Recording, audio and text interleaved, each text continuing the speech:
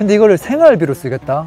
퇴직해가지고 전세금을. 근데 그 생각을 거의 맹신하고 있더라고요. 사실 5억이면 현금 흐름 300만 원 정도는 가뿐히 만들어요. 뭘 하더라도. 자본주의에서 이미 게임 오버예요.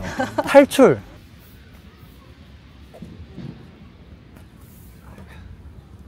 부동산 투자하는 분들이 랭군이 주위에 많잖아요. 네. 근데 실제로 부동산 투자로 은퇴한 사람이 많아요? 많이 없죠. 부동산을 해도 계속 일을 해. 일반적으로. 왜냐면 부동산 자체가 일이랑은 다르잖아요. 뭔가 매달 뭘 해서 빡 받는 개념이 아니라 돈을 묻어두는 개념이 많잖아요. 그리고 자기가 좋아하는 일을 하다 보니까 거의 대부분 일을 해요. 저도 마찬가지기도 하고 쉽지 않아. 그러면 랭군님 주위에 네. 뭔가 은퇴 준비를 잘못하고 계신 분 있어요? 부동산 투자로? 뭐 많죠. 많다고요? 그러니까 뭐 밑도 끝도 없이 회사를 그만두고 네. 내가 전업 투자자가 되면 이게 뭐 다 되지 않을까. 시간만 많이 쏟으면 다 되지 않을까. 근데 재테크는 시간을 쏟는 사업이 아니거든요. 사업은 시간을 쏟으면 내가 잘 되면 이게 한 달에 1억도 벌 수 있고 네. 10억도 벌 수 있는 그런 게임이지만 부동산은 돈 넣고 돈 먹기거든요. 그 우선 종잣돈이 많아야 되는 거네요? 홀짝 해봤어요, 홀짝? 자, 그럼 제가 1,000원 딱 걸잖아요. 50% 확률이잖아요. 네. 제가 이기면 얼마 줘야 돼요? 최소한 1,000원 줘야 되잖아요. 네. 그럼 제가 100원 걸면 100원 줄 거 아니에요. 내가 100원 걸었는데 10,000원 줘 하면 누가 10,000원 주겠어요?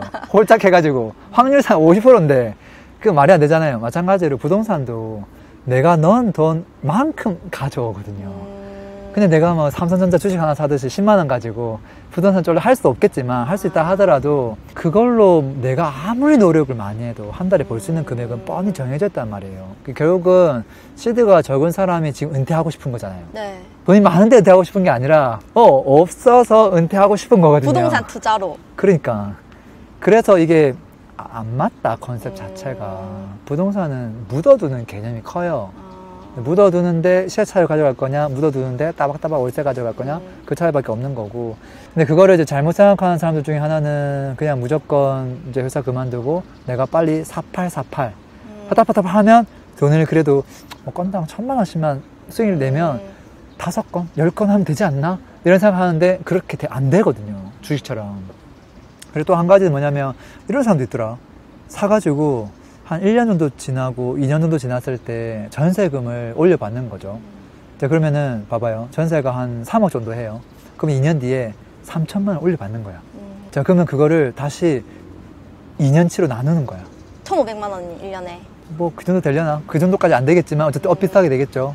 그러면 한 내가 100만 원 정도를 써야 되겠다. 생활비로. 그러면은 갭 투자를 한 2개쯤 하는 거야. 그래서 전세 세팅을 2개 하는 거야. 그래서 지그재그로. 그럼 이게 매년 돌아올 거 아니에요. 2년마다가 네. 2개를 했으니까. 좋다. 그럼 그렇게 해가지고 3천만 원 받아서 내가 생활비를 쓰고 3천만 원 받아서 생활비 쓰고 그렇게 하면 노후 준비가 되겠네? 라는 사람도 있더라고요. 어떻게 생각해요? 좋은데요? 뭐가 좋아요? 매번 올라가야 그게 좋은 거지. 전세금이 매번 오를 수가 없구나. 아무래도 그렇죠. 저도 예전에 10몇 년 전에 그 생각을 한 적이 있어요. 그래서 1억 가지고 좋은 차를 사고 싶었어, 사실은. 그때. 좋은 차를 사려고 딱 봤는데 이걸 사고 나면 감가상각이 되는 거예요. 그래서 나는 은퇴를 하고 싶은데 어떡하지? 그래서 그럼 이걸 가지고 갭 투자를 할까? 갭 투자를 3,300씩 해서 3개를 진행했어요. 10년 전에. 10년도 더 된 이야기긴 한데 한 단지에다가 3개를 다 꽂아버렸어, 그냥. 얼마 벌었어요? 근데 제 작전은 뭐였냐면 집값 안 올라도 괜찮다. 다만 전세가 조금씩 오른 거를 내가 아낌없이 빼가지고 무조건 이건 내가 써야 되겠다. 나를 위해서. 그러면은 그냥 이렇게 좋은 차 산 거보다 이게 나을 수 있겠다. 그 생각을 했단 말이에요. 결과는 어떻게 된 줄 알아요? 물론 집값은 좀 올랐습니다. 근데 전세가는 어떻게 됐을까? 전세가는 이렇게 움직였어요. 로봇이세요? 뭐 이런 식으로. 그러니까 이번에는 올랐네? 그 내가 2, 3천만 올려받았어요. 올려받았단 말은 그게 맥스까지 올라갔다는 소리잖아. 약간의 뭔가 변수나 주변에 입주 물량이 있으면 분명히 떨어질 가능성이 존재한다는 거거든요. 그 다음 2년 뒤에 바로 내렸어요. 이렇게 아름답게 우상해서 올라가지 않아요. 매매가랑 다르게. 네. 그래서 이걸 전세가가 만약에 뭐 5천만 원씩 올라갔다? 그럼 누가 이걸 가만 두고 있을까요? 늘름 어느 가 쓴다. 네. 그러면 그 다음에 내려가면 내가 토해내야 된다고 생각하거든요. 큰일 미리 나잖아요. 받았다고 생각 안 하고 토해낸다고 생각하거든요. 근데 이거를 생활비로 쓰겠다. 퇴직해가지고 전세금을 그걸 토할 수가 없잖아요. 네. 그러니까 내가 미리 넣어놓은 돈을 뺏쓰는 거랑 마찬가지예요. 잘못된 생각이네요, 그거는. 완전 말장난이죠. 전세가는 올라가도록 내어줄 돈이잖아요. 그거는 내 수익이라고 볼 수가 없는 거죠. 그래서 그 사람은 무슨 생각을 했냐면 똘똘한 한 채를 살 수 있는 사람이었는데 2개, 3개를 나눠서 살려고 하더라고요. 그럼 하급지를 사야 되거든요. 왜 그렇게 합니까 했더니 저는 전세를 2번, 3번 올려받아가지고 제가 5년 뒤에 이제 회사 그만둘 건데 그거 그냥 제 생활비로 쓸 겁니다. 그렇게 얘기하는 거예요. 도대체 그 아이디어는 어디서 나온 거냐. 어디 가서 또 배웠대. 저거 저렇게 얘기하던데요. 강의를 들었는데 거기서 전세가가 계속 올랐던 사례들만 계속 보여줬대. 나한테 하는 말이 아니 10년 동안 보면 전세가는 그래도 올랐지 않나요? 이렇게 얘기해. 내가 그걸 10년 동안만 끝과 끝을 보면 오른 건 맞는데 그 과정의 모습이 어땠냐라고 보면 지 마음대로거든요. 이걸 어떻게 컨트롤할 수 있느냐, 그 생각을 안 하느냐. 근데 그 생각을 거의 맹신하고 있더라고요. 와, 어떡하지? 대단하다. 그러면은 지금 막 소액 들고 있는 사람이 은퇴하고 싶으면은 네. 어떤 걸 하면 좋을까요? 은퇴를 일단 하면 안 돼. 제가 맨날 아, 얘기해요. 그래요? 특히나 젊은 사람은 은퇴를 하면 안 돼. 그 생각을 하지 마라. 아니, 은퇴를 안 해도 지금 회사 돈을 벌고 있잖아요. 네. 잘 벌고 있잖아요. 그리고 이제 그 준비해서 부동산을 뭐 다른 소득을 만들면 그게 2배가 되잖아요. 그럼 2배를 모을 수 있잖아요. 근데 이걸 없애는 순간 대출도 안 나와.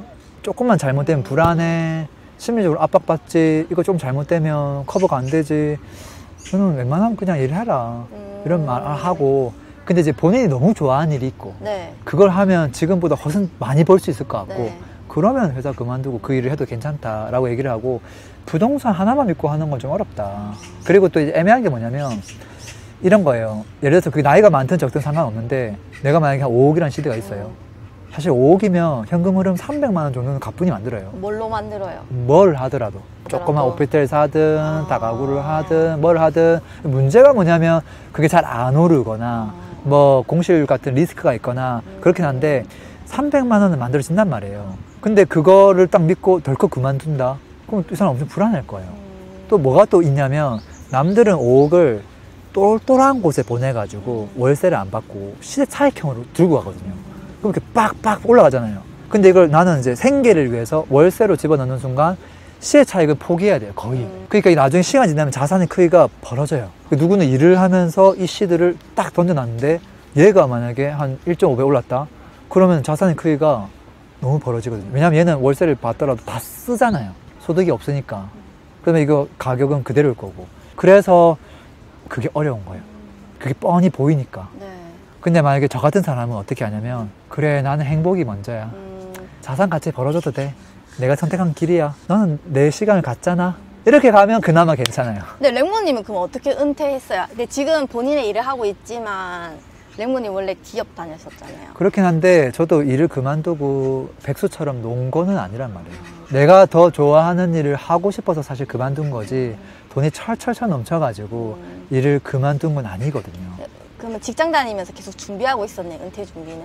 그렇죠. 재테크도 하고 또 제가 하고 싶은 일을 하는 것들도 계속 준비를 했죠.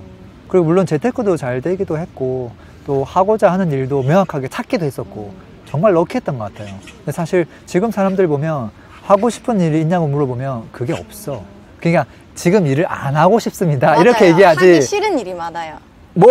너무 이게 너무 하고 싶어서 이걸 그만두고 싶습니다 얘기하는 사람 거의 없어요. 저는 이게 너무 하고 싶은데 얘 때문에 못하니까 미치겠는 거예요. 그게 컸던 거죠. 랭모님도 좋아하는 일을 찾아서 그만둔 건데 좋아하는 일을 찾으려면 어떻게 해야 돼요? 많은 좀 시도를 해봐야 되겠지. 뭐 좀 돈이 안 되더라도 부업도 해보고 또 본인이 잘하는 걸 가지고도 필요로 하는 사람이 있는데 못 찾은 걸 수도 있잖아요.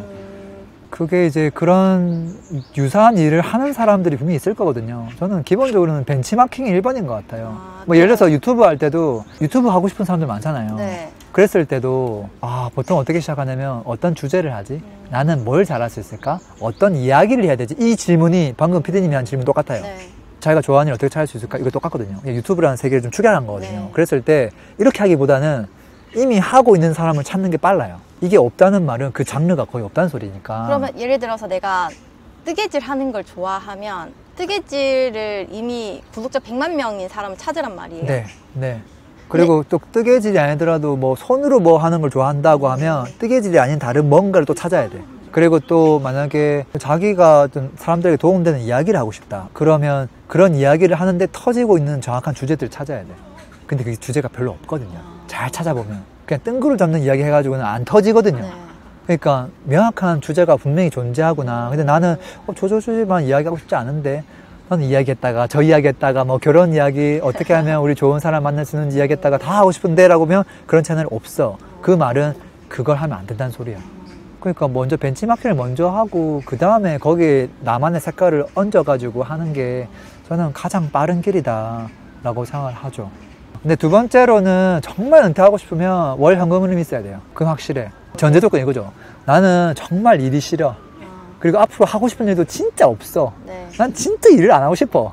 진짜 놀고만 싶어. 그런 사람 엄청 많은데요. 근데 나는 진짜 그냥 조금만 있어도 만족해. 큰 욕심도 없어. 자산이 가치가 남들이 뭐 이렇게 막 올라갈 때 안 올라가도 괜찮아. 그런 정도의 마인드라면 그러면 그냥 수익형으로 해도 된다. 수익형 부동산 해도 된다. 최소 얼마 정도 있어야 돼요, 종잣돈은? 부동산. 제가 보니까 한 1억을 던지면 100만 원 정도 나와요. 일반인의 느낌에서. 뭘로 넣어야 돼요? 상가로 해야 돼요? 오피스텔 해야 돼요? 뭐 뭘 넣어도. 뭘 넣어도 그 정도 네, 나와요? 네. 반지하를 뭐 하든 빌라를 하든 오피를 조금 싸게 사든 뭘 사든 수익률이 이래저래 하면 대출을 이렇게 가면 10% 나옵니다. 아, 최소 10% 나와요? 네. 근데 그 매매가가 떨어질 가능성을 염두에 두고 하는 거예요? 그러니까 처음에 좀 싸게 살려고 노력을 해야 되겠지. 아, 비싸게 안 살려는 노력을 해야지. 그러니까 월세가 떨어지면 무조건 매매가 떨어져요. 네. 월세가 견고하게 조금 받쳐줄 수 있는 곳으로 최대한 하자. 근데 이것도 사실 욕심이 또 들어간다. 가격이 조금씩 내려가면 어때? 본인이 원하는 거 쟁취했잖아. 월세를 쟁취했잖아. 했잖아. 매매가 조금씩 내려가면 어때? 근데 매매가가 막 2천만 원씩 내려가는데 그럼 어떡해요? 근데 이제 그게 이제 매년 그렇게 내려가면 안 될 거고 조금씩 내려간다고 하면 됐잖아.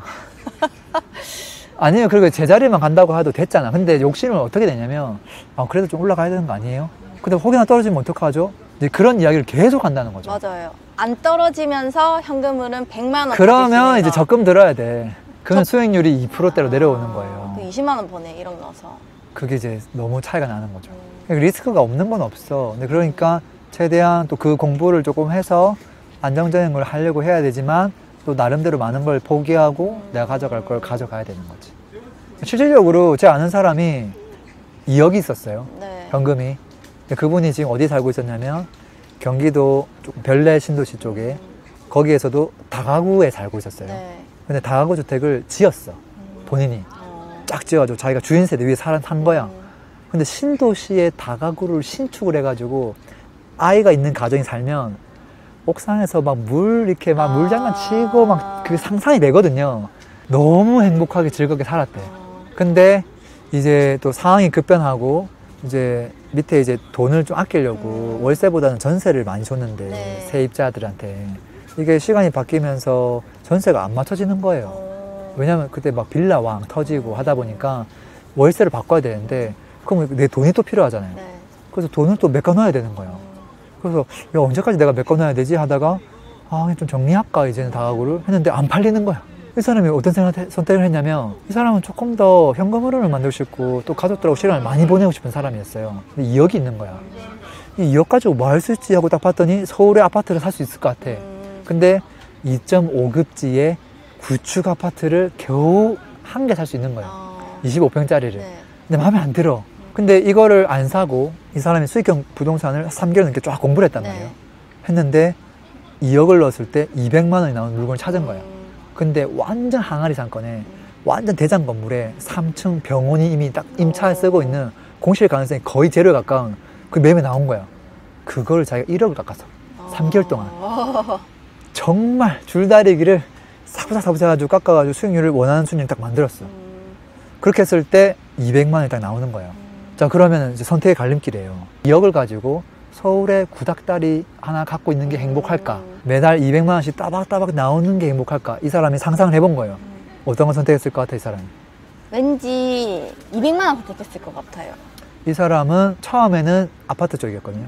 근데 이제 그때는 자기가 이런 물건을 찾을 수 없는 능력이었는데 공부를 하면서 능력이 생겼고 실제 그 물건이 내 눈앞에 보이고 네. 내가 둘 다 선택을 할 수 있는 입장이 됐구나라고 네. 생각하니까 상상을 했을 때 200을 받는 게 더 행복하겠다.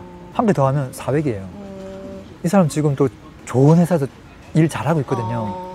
근데 이게 있으면 거의 맞벌이 아니에요? 그러니까요. 맞벌이보다 낫지. 왜냐면 400을 벌었을 때 저축할 수 있는 금액은 100도 안 돼요. 근데 일을 하잖아요. 그럼 거기서 지출할 거 하고 네. 조금 저축하는데 이건 온전히 저축할 수 있잖아요. 또는 쓸 수 있고. 게임 오버죠. 자본주의에서 이미 게임 오버예요. 탈출. 부루마블 게임에서 주사위를 굴릴 필요가 없는 거예요. 아, 너희들끼리 그냥 주사위 굴려. 나 주사위 안 굴릴래. 이게 되는 거거든요. 욕심을 안 부리면 난 가능하다고 봐요. 근데 누군가는 4억이 있어도 어떤지 알아요? 맹구님 4억 가지고 서울에 마포를 못 사네요. 어떡해요? 저 미칠 것 같은데요. 집값이 이렇게 올라가는데 맞아요. 저는 어떡해요? 맨날 우는 소리 하거든요. 이 사람은 정말 불행해 보여요. 저 사람은 해피엔딩이에요. 물론 나중에 시의 차익이나 이런 걸 따졌을 때는 아마도 시의 차익 한 사람이 이길 거예요. 근데 우리가 그것만 볼 수 없잖아요. 그래서 뭐가 맞다라고 정의할 수 없을 것 같아요. 근데 아까 방금 얘기한 그쪽은 너무 리스크가 크기도 하죠. 분산은 좀 필요한 것 같아요. 저도 지금 포트폴리오 분산을 엄청 많이 해놨거든요. 몇 대 몇으로 했어요? 시세 차익, 현금 흐름. 그 다음에 금융권, 금융권이 뭐예요? 주식, 뭐 CMA, 뭐 이런 뭐 통장에 돈 넣어놓거나 맞네. 뭐 이런 금융권. 제가 해보니까 8대 2예요. 시세 차익이 8이에요? 부동산이 일단 8이고요. 나머지 금융, 주식 뭐 이런 게 20% 되고요. 근데 이 80%에서 다시 수익형과 시차익이 나눠야 네. 되는데 그걸 해보니까 한 55%가 수익형이에요. 그만큼 지금은 수익형의 비중이 50%를 약간 넘었어요. 언제 그렇게 넘으셨어요? 사부작. 사보자. 네, 19년부터 사부작 조금씩. 뭐 만약에 반포에 30억짜리 아파트를 갖고 있다 가정해 볼게요. 네. 그 다음에 뭐 월세가 한 1,000만 원 나오는 뭐 건물 하나 갖고 있다고 가정해 볼게요. 둘 다 뭐 30억 넣었어요. 그러면 그 다음에 뭐 해야 될까요? 꼭 이걸 다 팔아버리고 막 100억짜리를 사야 될 이유는 없을 거거든요. 그걸 한다 해도 뭐 달라지는 것도 없을 거고 또 30억짜리가 있는데 거기서 10억짜리, 20억짜리 한 개 더 산다 한들 뭐 또 달라지는 건 별로 없을 거고 그러니까 한쪽 포트폴리오에 대한 욕심이 좀 사라져요. 오히려 잘 분산하고 싶다. 이런 생각이 좀 더 들죠. 그래서 포트폴리오가 3개였던 거를 조금 더 뭐 예를 들면 뭐 금을 넣는다거나 뭐 비트코인을 넣는다거나 자꾸 더 다양하게 하고 싶은 생각이 늘어나요. 한쪽에 몰빵하기보다는. 근데 이제 시드가 작을 때는 그게 불가능하잖아요. 그러니까 무조건 한쪽으로 갈 수밖에 없죠. 근데 조심해야 될 건 뭐냐면 시드가 어느 정도 있는 사람도 너무 한쪽으로 가는 사람들이 많더라는 거예요. 예를 들면 지금 이미 한 10억짜리 아파트 갖고 있어요. 네. 이 사람의 목표는 무조건 20억짜리로 갈아타기예요. 그리고 누군가는 20억짜리 지금 갖고 있거든요. 네. 무조건 40억짜리 반포를 지금 갈아타기 하려고 지금 하고 있어요. 얘가 갈아타기 하고 나면 어떻게 되는 줄 알아요? 그 다음 목표가 다른 포트폴리오 안 가요. 계속 그것만 해요? 계속 흘러 가려고 해요. 근데 이제 그게 리스크가 그만큼 커져요. 그리고 돈도 자꾸 많이 묶이게 되고 대출도 많이 하게 되고 얘가 한번 쫙 하락하게 되면 10% 20%면 40억짜리가 20% 내리면 8억 떨어지는 거거든요. 그 리스크를 감내해야 되거든요. 심지어 그걸 갭 투자했다? 그러면 전세가가 20%면은 20억 전세 할 텐데 4억 떨어지는 거거든요. 한 번만에. 그런 것들도 충분히 커버할 수 있어야 되거든요. 그러니까 그런 것들 염두하면서 포트폴리오를 짜고 가야 된다. 한쪽으로 가는 건 저는 전혀 맞지 않다고 보죠. 다만 우리가 선택을 할 수 있다는 말은 잘해야 선택할 수 있는 거예요. 내가 변호사 할까 의사 할까 고민돼 죽겠네. 내가 둘 다 할 수 있을 때 선택할 수 있는 거지 희망사항을 가지고 선택할 수 있는 건 아니고요. 그러니까 능력이 안 돼서 선택을 못 하는 거예요. 그러니까 저도 능력이 안 되기 때문에 다른 포트폴리오에 대한 공부를 계속하고 그게 확실하다. 내가 다른 사람들보다 정말 많이 알게 됐다. 그때 이제 그걸 늘려나가는 거거든요. 그렇게 가야 리스크를 줄일 수 있으니까 그게 맞지 않을까 싶습니다. 오늘 부동산 은퇴 물어봤는데 은퇴 쉽지 않죠? 네. 쉬운 건 없지. 은퇴하지 마라. 대신에 현금 흐름을 만드는 방법 그래도 알려주셨네요. 그거는 공부해야 돼요. 저도 공부했지만 그건 무조건 해야 돼요. 아파트보다 쉽긴 한데 생소해서 공부를 해야 돼요.